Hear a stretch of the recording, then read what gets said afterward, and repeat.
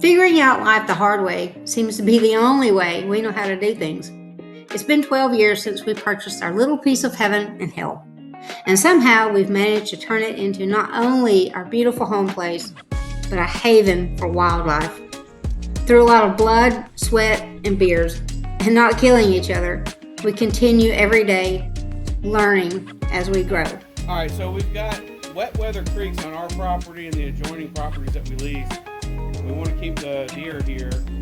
I've got a beer in my ear. Who cares?